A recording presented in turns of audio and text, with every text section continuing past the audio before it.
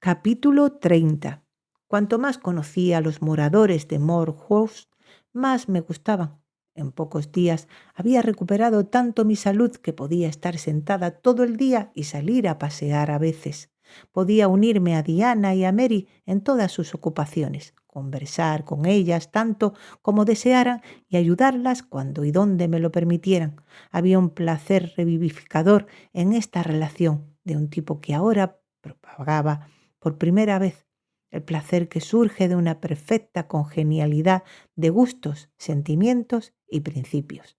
Me gustaba leer lo que a ellas les gustaba leer, lo que ellas disfrutaban me deleitaba, lo que ellas aprobaban yo lo referenciaba, amaban su hogar apartado, yo también en la estructura gris, pequeña y antigua, con su techo bajo, sus ventanales de celosía, sus muros desmoronados y su avenida de abetos añosos, su jardín oscuro de tejos y acebos, y donde no florecían sino las especies más resistentes, encontré un encanto a la vez potente y permanente. Se aferraban a los páramos púrpuras detrás y alrededor de su morada, al valle hueco en el que descendía el sendero de herradura de guijarros que partía de su verja y que serpenteaba primero entre bancales de lechos y luego entre algunos de los más salvajes pequeños pastizales que jamás bordearon un yermo de brezo o dieron sustento a un rebaño de ovejas grises del páramo con sus corderitos de cara musgosa. Se aferraban a esta escena, digo, con un perfecto entusiasmo de apego. Podían comprender el sentimiento y compartir tanto su fuerza como su verdad. Vi la fascinación del lugar, sentí la consagración de su soledad. Mis ojos se deleitaban en el contorno de la ondulación y la extensión, en el colorido salvaje comunicado a la cresta y al valle por el musgo. Estos detalles eran para mí exactamente lo que eran para ellas, tantas fuentes puras y dulces de placer. Dentro de casa nos entendíamos igual de bien, ambas eran más cultas y leídas que yo, pero con avidez seguí el camino del conocimiento que ellas habían hollado antes que yo. Devoré los libros que me prestaron, entonces era una satisfacción plena discutir con ellas por la noche lo que había leído durante el día. Coincidíamos, en resumen, perfectamente. Si en nuestro trío habría un superior y un líder, era Diana. Físicamente me superaba con creces, era guapa, era vigorosa. En su vitalidad había una afluencia de vida y una certeza de flujo tales que excitaban mi asombro mientras desconcertaban mi comprensión. Yo podía hablar un rato cuando comenzaba la tarde, pero una vez pasada la primera efusión de vivacidad y fluidez, me complacía sentarme en un taburete a los pies de Diana, apoyar la cabeza en su rodilla y escuchar alternativamente a ella y a Mary, mientras ellas exploraban a fondo el tema que yo solo había tocado. Diana se ofreció a enseñarme alemán. Me gustaba aprender de ella, vi que el papel de instructora le agradaba y le convenía. El de alumna me agradaba y me convenía no menos. Nuestras naturalezas encajaban perfectamente. El afecto mutuo del tipo más fuerte fue el resultado. Descubrieron que sabía dibujar. Sus lápices y cajas de colores estuvieron inmediatamente a mi servicio.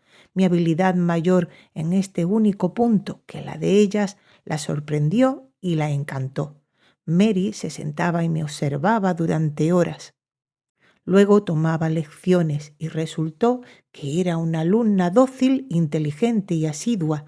Así, ocupadas y mutuamente entretenidas, los días pasaban como horas y las semanas como días.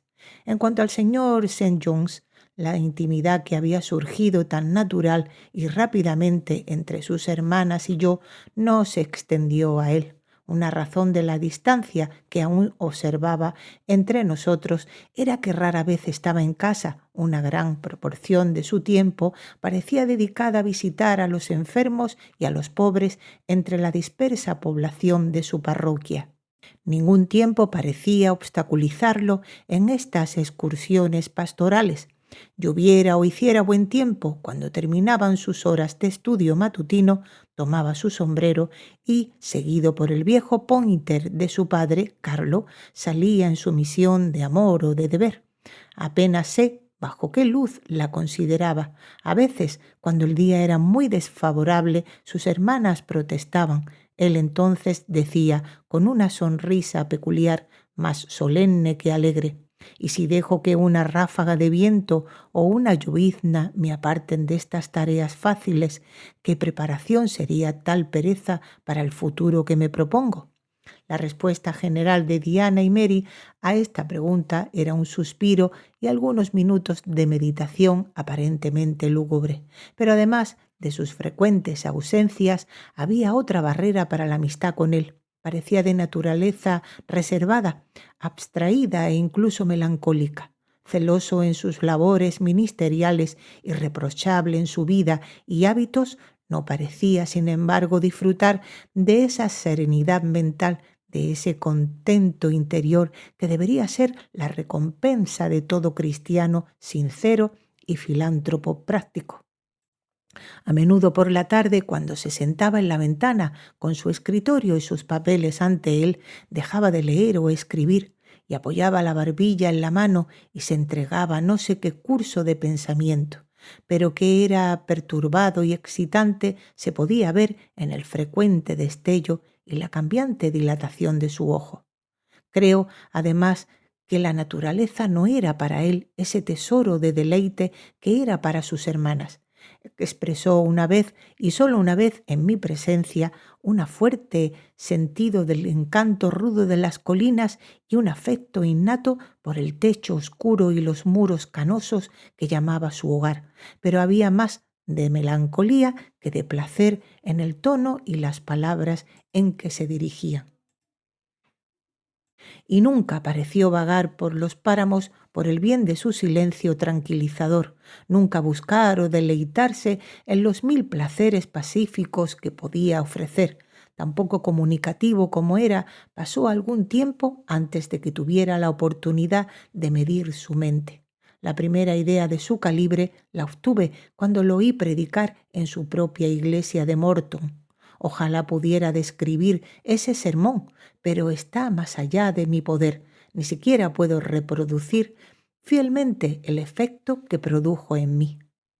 Estaba segura de que St. John Rivers, de vida pura, concienzudo, celoso como era, aún no había encontrado esa paz de Dios que sobrepasa todo entendimiento. No la había encontrado más, pensé, que yo, con mis arrepentimientos ocultos y torturadores, sí había encontrado esa paz.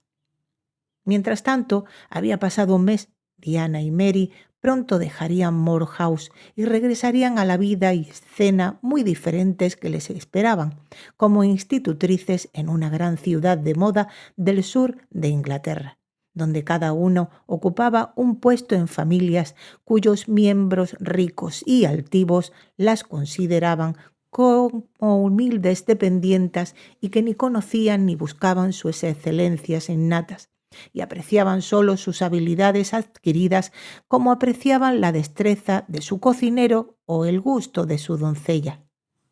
El señor St. John's aún no me había dicho nada sobre el empleo que me había prometido conseguir. Sin embargo, se volvía urgente que tuviera una vocación de algún tipo. Una mañana, al quedarme sola con él unos minutos en el salón, me aventuré a acercarme al hueco de la ventana que su mesa, silla y escritorio consagraban como una especie de estudio, e iba a hablar, aunque no sabía muy bien en qué palabras enmarcar mi pregunta, pues siempre es difícil romper el hielo de la reserva que recubre naturalezas como la suya, cuando me ahorró la molestia al ser el primero en iniciar un diálogo.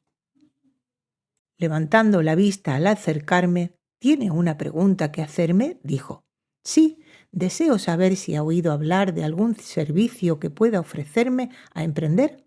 Encontré o ideé algo para usted hace 3 semanas, pero como me parecía a la vez útil y feliz aquí, como mis hermanas evidentemente se habían encariñado con usted y su compañía les daba un placer inusual, consideré inoportuno interrumpir su mutua comodidad hasta que su próxima partida de March End hiciera necesaria la suya. Y seguirán en 3 días ahora, ¿no? Dije. Sí, y cuando se vayan volveré a la rectoría de Morton. Hannah me acompañará y esta vieja casa se cerrará. Esperé unos momentos esperando que continuara con el tema abordado al principio, pero parecía haber entrado en otro tren de reflexión. Su mirada denotaba abstracción de mí y de mi asunto. Me vi obligada a recordarle un tema que era, por necesidad, de interés cercano y ansioso para mí. ¿Y cuál es el empleo que tenía en mente, señor Rivers? Espero que esta demora no haya aumentado la dificultad de asegurarlo. Oh, no, ya que es un empleo que depende solo de mí darlo y de usted aceptarlo.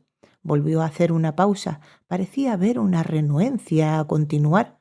Me impacienté, un movimiento inquieto o dos y una mirada ansiosa y exigente fijada en su rostro le transmitieron el sentimiento tan eficazmente como las palabras podrían haberlo hecho, y con menos problemas. No necesita tener prisa por oír, dijo. Permítame decirle con franqueza que no tengo nada legible o rentable que sugerir. Antes de explicar, recuerde, si le parece, mi aviso, claramente dado, de que si le ayudaba debía de ser como el ciego ayudaría al cojo. Soy pobre, pues descubro que cuando haya pagado las deudas de mi padre, todo el patrimonio que me quedará será esta granja en ruinas, la hilera de abetos arrasados detrás y la parcela de suelo de páramo con los tejos y los acebos delante. Soy oscuro. Rivers es un nombre antiguo, pero de los 3 únicos descendiente de la estirpe, 2 se ganan la corteza del dependiente entre extraños y el tercero se considera un extranjero de su país natal, no solo en vida, sino en la muerte. Sí, y se considera y está obligado a considerarse honrado por la suerte y solo aspira al día en que la cruz de la separación de los lazos carnales sea puesta sobre sus hombros y cuando la cabeza de esa iglesia militante de cuyos más humildes miembros él es uno de la orden, levántate y sígueme. Sir John dijo estas palabras como pronunciaba sus sermones, con una voz tranquila y profunda, con una mejilla sin rubor y un resplandor centelleante en la mirada. Reanudó. Y como yo mismo soy pobre y oscuro, solo puedo ofrecerle un servicio de pobreza y oscuridad. Usted puede incluso pensar que es degradante, pues veo ahora que sus hábitos han sido lo que el mundo llama refinados. Sus gustos se inclinan a lo ideal y su sociedad ha sido, al menos entre los educados. Pero yo considero que ningún servicio degrada que pueda mejorar nuestra raza. Sostengo que cuanto más árido e inculto sea el suelo donde se le asigna al labrador cristiano la tarea de labranza, cuanto más escasa sea la recompensa que su trabajo traiga, mayor será el honor. El suyo en tales circunstancias es el destino del pionero, y los primeros pioneros del Evangelio fueron los apóstoles. Su capitán fue Jesús, el Redentor mismo. Y bien, dije, mientras volví a hacer una pausa, prosiga. Me miró antes de proseguir. De hecho, pareció leer tranquilamente mi rostro, como si sus rasgos y líneas fueran caracteres en una página. Las conclusiones extraídas de este escrutinio las expresó parcialmente en sus observaciones siguientes. Creo que aceptará el puesto que le ofrezco, dijo, y lo mantendrá por un tiempo. No permanentemente, sin embargo, no más de lo que yo podría mantener permanentemente el estrecho y cada vez más estrecho el tranquilo y oculto oficio de párroco rural inglés, pues en su naturaleza hay una aleación tan perjudicial para el reposo como la que hay en la mía, aunque de un tipo diferente. Explíquese, por favor, insistí cuando se detuvo en una vez más. Lo haré y oirá cuán pobre es la propuesta, cuán trivial, cuán limitante. No me quedaré mucho tiempo en Morton. Ahora que mi padre ha muerto y que soy mi propio amo, dejaré el lugar probablemente en el transcurso de un año. Pero mientras me quede, me esforzaré al máximo por su mejora. Morton, cuando llegué hace 2 años, no tenía escuela. Los hijos de los pobres estaban excluidos de toda esperanza de progreso. Establecí una para niños, ahora la tengo, la intención de abrir una segunda escuela para niñas. He alquilado un edificio para tal fin, con una casita de 2 habitaciones adosada para la casa de la maestra. Su salario será de 30 libras al año. Su casa ya está amueblada, muy sencillamente, pero suficientemente por la amabilidad de una dama, la señorita Oliver, la única hija del único hombre rico de mi parroquia, el señor Oliver, propietario de una fábrica de agujas y una fundición de hierro en el valle. La misma dama paga la educación y la ropa de una huérfana del hospicio con la condición de que ayude a la maestra en las tareas domésticas relacionadas con su propia casa y la escuela que su ocupación de enseñar le impedirá tener tiempo de desempeñar en persona. ¿Será usted esa maestra? Hizo la pregunta con bastante prisa. Parecía esperar a medias un rechazo indignado o al menos desdeñoso de la oferta, no conociendo todos mis pensamientos y sentimientos, aunque adivinando algunos, no podía decir bajo qué luz me parecería la suerte. En verdad era humilde, pero entonces estaba resguardada y yo quería un asilo seguro. Era laboriosa, pero entonces, comparada con la de una institutriz en una casa rica, era independiente, y el miedo a la servidumbre con extraños entraba en mi alma como hierro. No era innoble, ni indigna, ni mentalmente degradante. Tomé mi decisión. Le agradezco la propuesta, señor Rivers, y la acepto con todo mi corazón. ¿Pero me comprende?, dijo. Es una escuela de pueblo. Sus alumnas serán solo niñas pobres, hijas de campesinos. Es el mejor de los casos, hijas de extranjeros. Tejer, coser, leer, escribir, contar, será todo lo que tendrá que enseñar. ¿Qué hará con sus habilidades? ¿Qué con la mayor parte de su mente, sus sentimientos y sus gustos? Guardarlos hasta que se necesiten, se conservarán. ¿Sabe lo que comprende entonces? Sí. Sonrió entonces, y no una sonrisa amarga o triste, sino una bien complacida y profundamente gratificada. ¿Y cuándo comenzará el ejercicio de su función? Iré a mi casa mañana y abriré la escuela, si le parece, la próxima semana. Muy bien, que así sea. Se levantó y caminó por la habitación. Deteniéndose, volvió a mirarme, sacudió la cabeza. ¿Qué desaprueba, señor Rivers?, pregunté. No se quedará mucho tiempo en Morton, no, no. ¿Por qué? ¿Cuál es su razón para decir eso? Lo leo en sus ojos. No es de esa descripción que promete el mantenimiento de un tenor de vida uniforme. No soy ambiciosa. Se sobresaltó ante la palabra ambiciosa y repitió. No, que le hizo pensar en la ambición. ¿Quién es ambicioso? Sé que yo lo soy, pero ¿cómo lo descubrió? Hablaba de mí misma. Bueno, si no es usted ambiciosa, es... Hizo una pausa. ¿Qué? Iba a decir apasionada, pero quizás habría malinterpretado la palabra y se habría disgustado conmigo. Quiero decir que los afectos y las simpatías humanas tienen un dominio muy poderoso sobre usted. Estoy seguro de que no puede contentarse mucho tiempo con pasar su ocio en soledad y dedicar sus horas de trabajo a una labor monótona y totalmente carente de estímulo, no más de lo que yo puedo contentarme, añadió con énfasis. Con vivir aquí enterrado en un pantano, encerrado entre montañas, mi naturaleza que Dios me dio, contrariada, mis facultades otorgadas por el cielo, paralizadas e inutilizadas. Oye, ahora cómo me contradigo, yo que prediqué el contentamiento con una suerte humilde y justifiqué la vocación incluso de leñadores y aguadores al servicio de Dios. Yo, su ministro ordenado, casi desvarío en mi inquietud. Bueno, las propensiones y los principios deben reconciliarse de alguna manera. Salió de la habitación. En esta breve hora había aprendido más de él que en todo el mes anterior. Sin embargo, todavía me desconcertaba.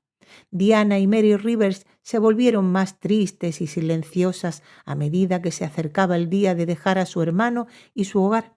Ambas intentaron parecer como de costumbre, pero la pena contra la que tenían que luchar era una que no podían ser completamente conquistada u ocultada.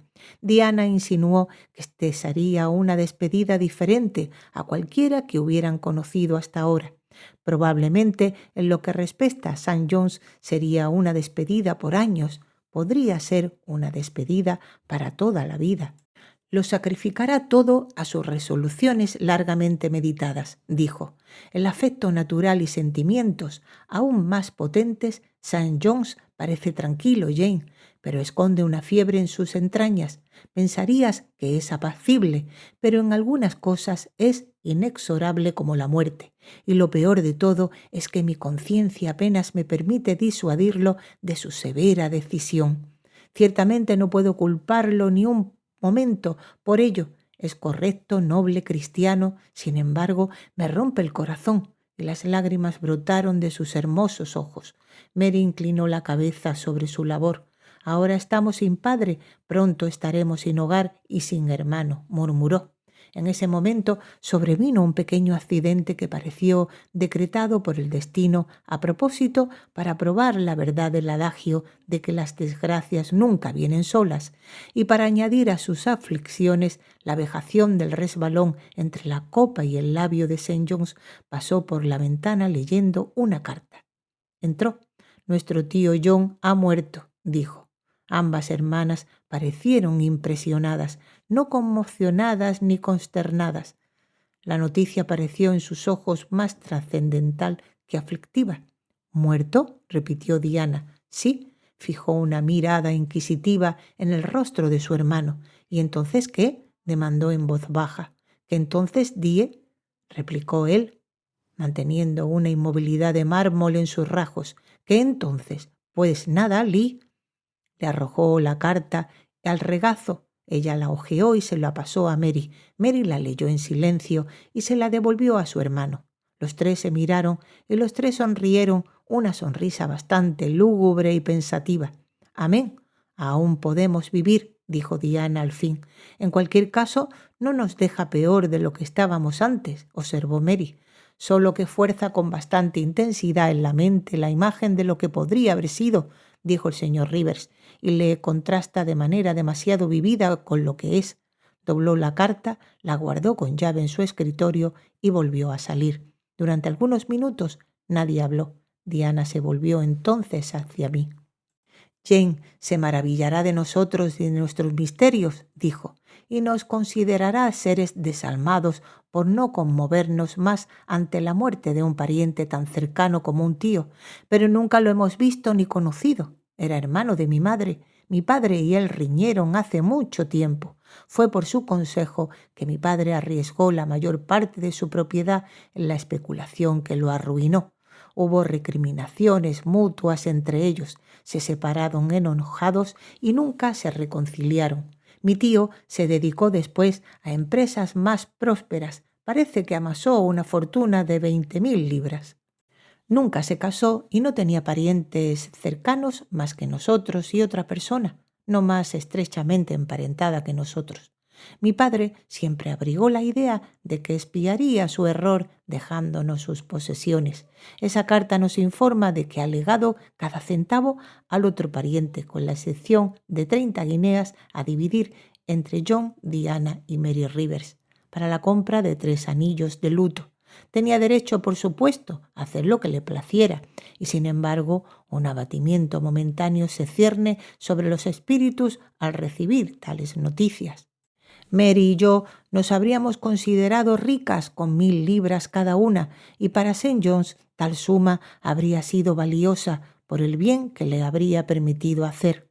Dada esta explicación, se abandonó el tema y no se hizo más referencia a él ni por parte del señor Rivers ni de sus hermanas. Al día siguiente dejé Mars End para ir a Morton. Al día siguiente Diana y Mary la abandonaron. En una semana el señor Rivers y Hannah se trasladaron a la rectoría y así la vieja granja fue abandonada.